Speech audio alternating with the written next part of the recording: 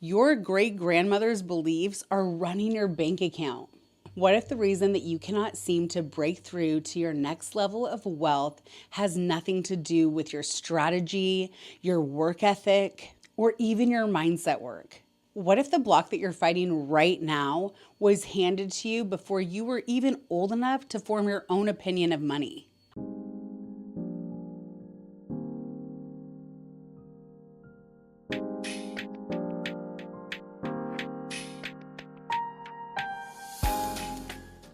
I want to talk to you today about something that no one in the manifestation space is being honest about.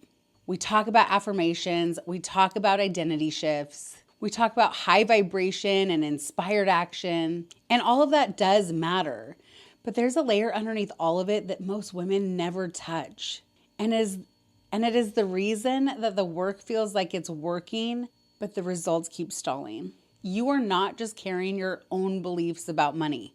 You're carrying your mother's, your grandmother's, your great-grandmother's, and her mother's. And until you understand which block is actually yours versus the ones you've inherited, you are going to keep doing the inner work and wondering why the outer world isn't catching up. Here's what comes possible for you when you actually clear the right blocks. Women who do this work stop feeling like they're swimming upstream. They stop the cycle of getting close and then pulling back. They stop the guilt around wanting more. And they stop the disconnection from their own desires. And then they start receiving in a way that feels natural and not forced. Because they are finally working with a design that is theirs instead of fighting a program that was never theirs to begin with. And this explains why 1% of the world gets 99% of the money. Because that 1% understands something the rest of us missed. They understand that these blocks, these ideas, these stories are not our truth. They were handed down from us generation after generation and adding more and more on top of it every single time it's handed down. And then we walk around totally confused why we can't get money, why it comes in just as fast as it goes out, or it goes out even faster. By the end of this video, you are going to know exactly what block is yours and exactly what to do about it. So let me tell you how this landed for me personally. So I knew at a very young age that I wanted to be wealthy, but I didn't know anyone who was. I knew that my great aunts both had like nice houses and we always did holidays over there and they always bought stuff at Costco, which was really cool to me as a kid. But I didn't really know where it came from because it definitely didn't come from my parents, that need for wealth. I remember being 6 or 7 years old trying to create a car that kids could drive so our parents wouldn't have to take us places and thinking, I'm going to be so rich. But anyways, you would think someone with that mindset, someone who knew without any kind of outside influence that they wanted to be wealthy, that they would have an easy process getting there because that mindset would already be open. But that's not what happened because that was my conscious mind. My conscious mind was like wealth, excitement, like this is going to be great. I want to take care of my whole family. I want to do good. Like I had all these ideas of what being wealthy meant for me and how it would change my entire family and how I would help my entire family. I remember asking my parents, like, what's your dream car? If you could have any car you wanted, what would it be? And then I would put my goals like buy my dad a Mini Cooper or buy, whatever. And so through this experience as a child, other things were happening. So my parents would say things like, my mom would say like, we can't afford that, you're not getting that. Or she would say, you don't need that.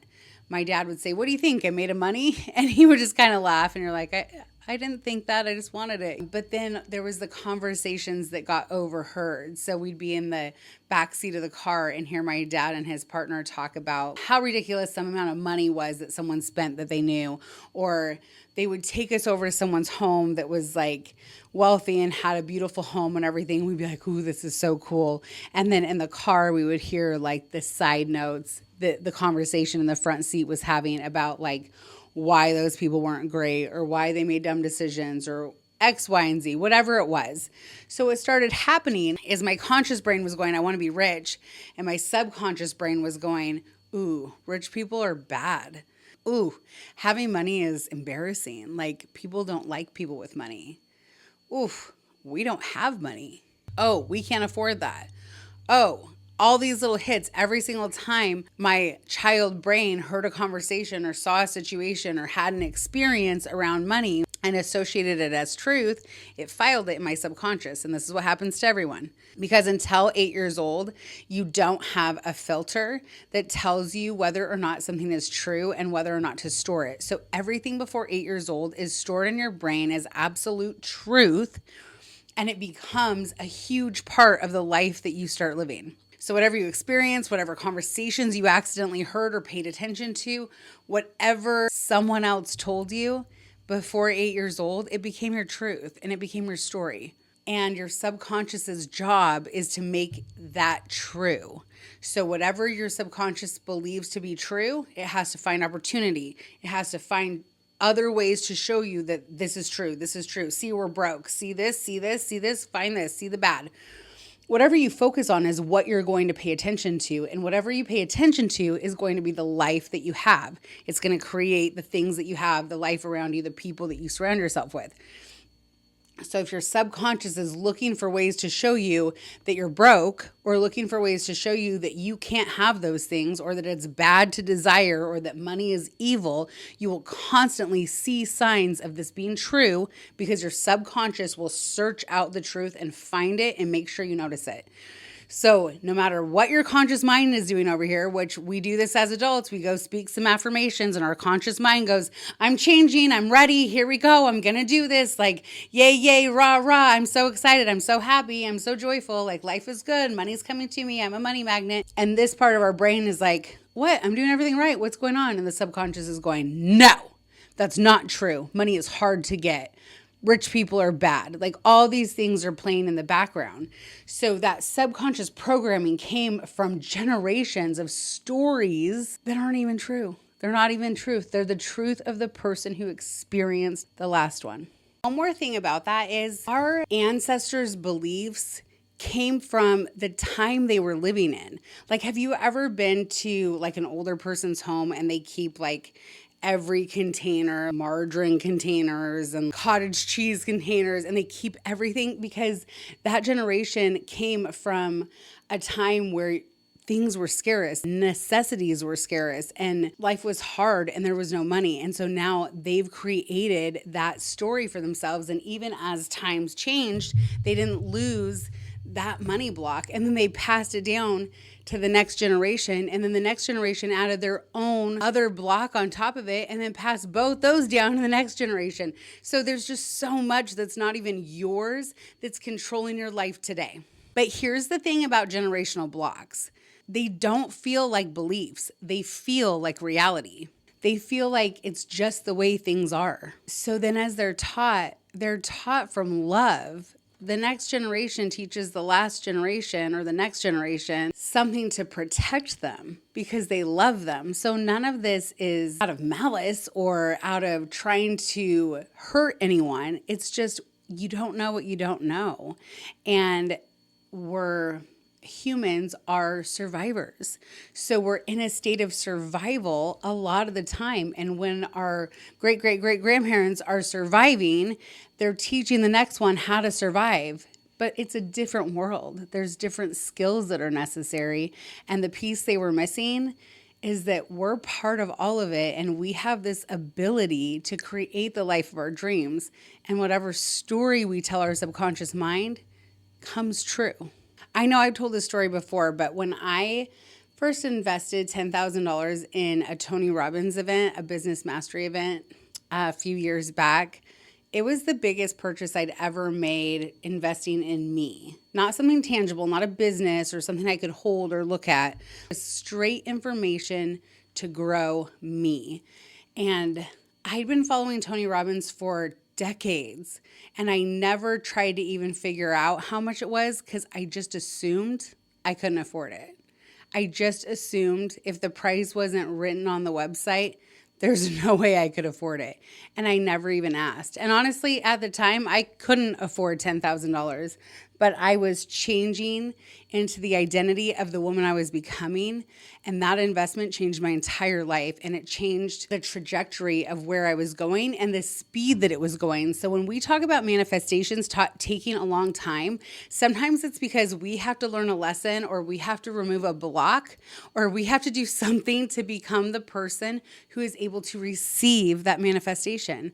So if you're asking the universe to give you financial freedom, but you're not someone that believes you can have financial freedom, or you're not someone that believes you can invest $10,000 in yourself, if you have a goal of making $1 million a year, but you won't invest $10,000 in creating the skills and tools and habits that you need to create that million, you're not in a place to receive the million. Once I invested in myself, I realized how many years I'd been holding myself back because I didn't believe that I could do it. I didn't believe that my goals were even totally possible. And I believed I had to have money in the bank in order to get to the next level. But in manifestation, in creating the life of your dreams, it never is in that order. The money never comes before the opportunity.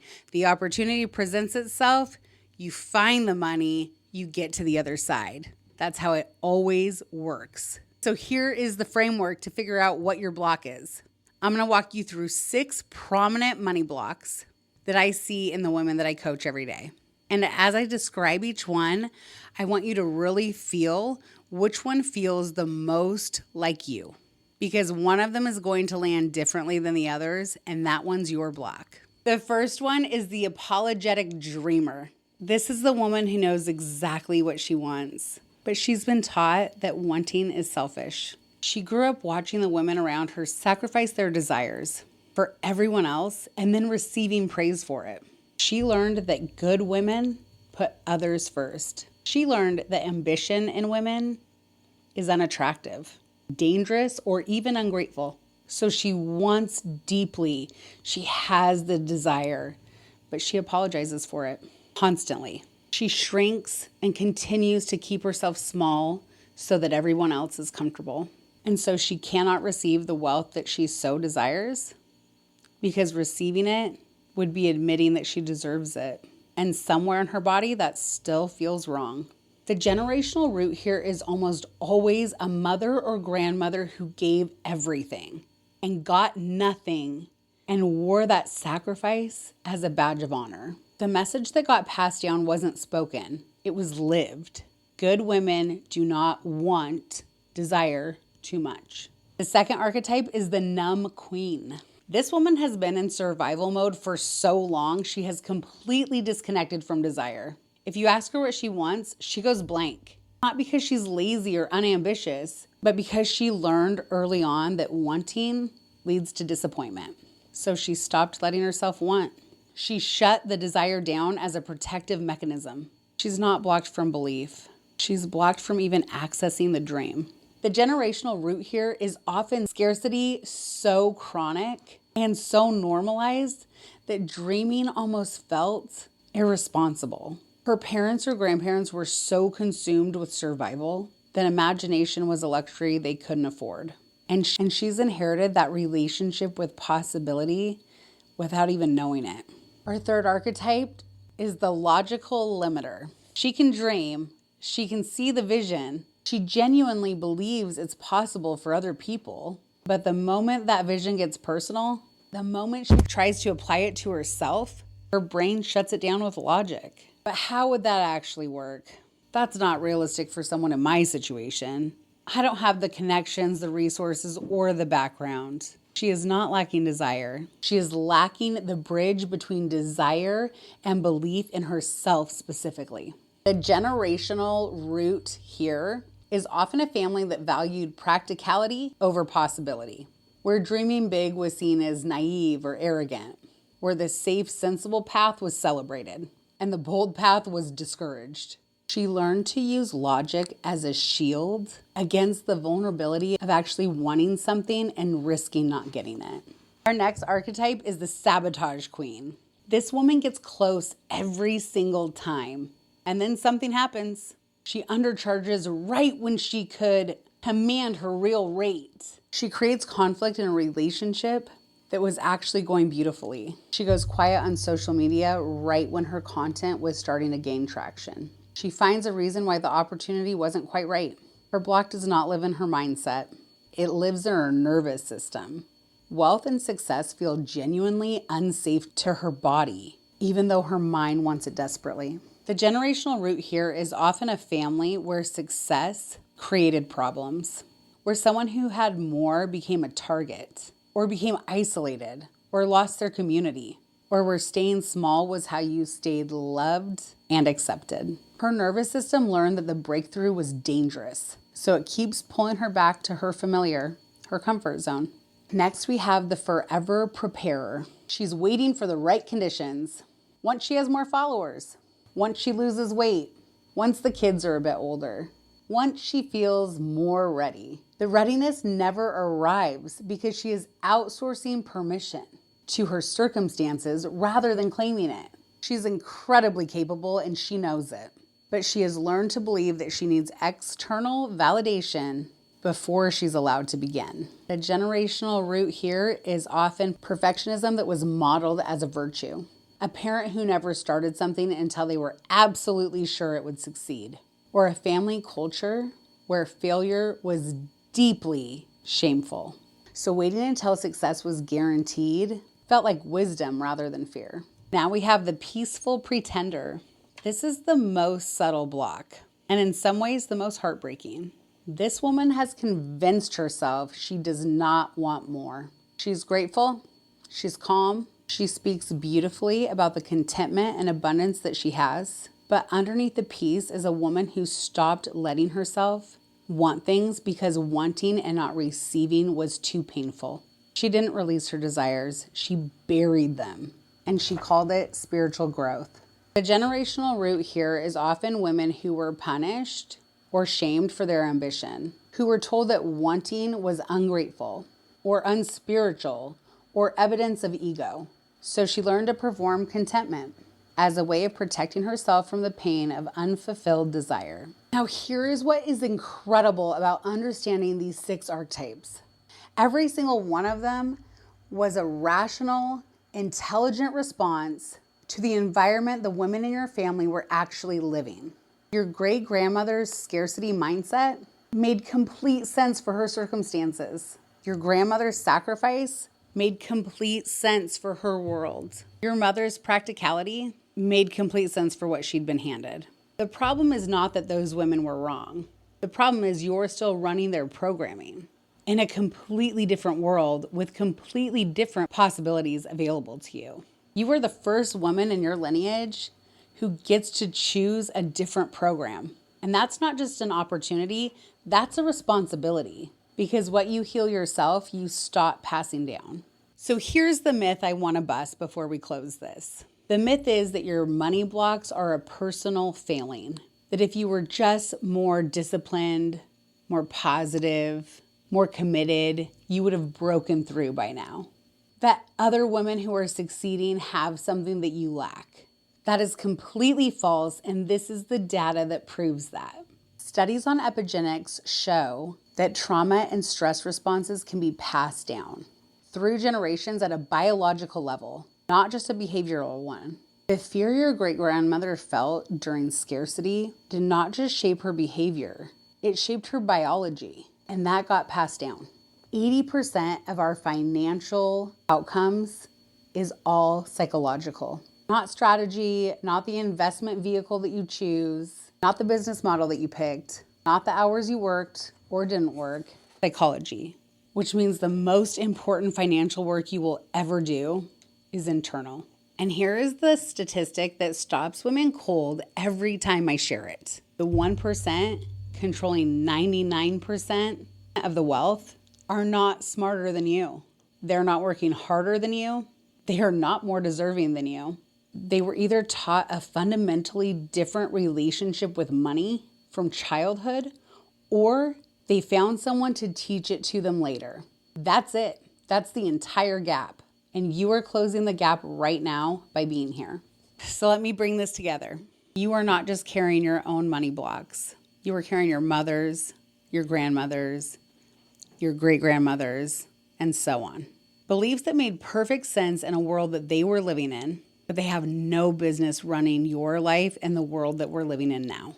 So the 6 blocks again are the apologetic dreamer who wants but apologizes for it, the numb queen who has disconnected from desire altogether, the logical limiter who can dream but not believe it for herself, the sabotage queen who gets close and then pulls back, the forever preparer who is constantly waiting for permission from her circumstances, and the peaceful pretender who buried her desires and then calls it peace. One of those is yours, and knowing which one it is changes everything, because then you stop trying to fix the wrong things.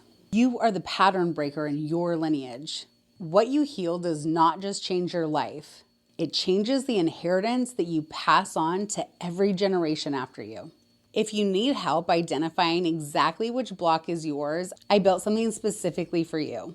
It's the Money Blocker Quiz, and it identifies your specific archetype in about 2 minutes, and the link is in the description below.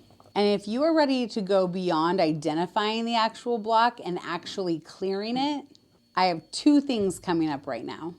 I have a 60-minute free manifestation masterclass that will be in the description.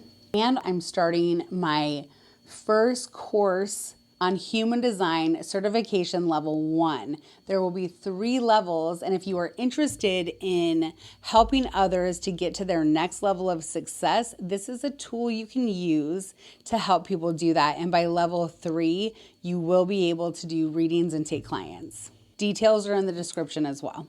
If this video resonated with you, please share it with other women who need this information. People you know who are working incredibly hard but keep hitting the same ceiling. She needs this conversation.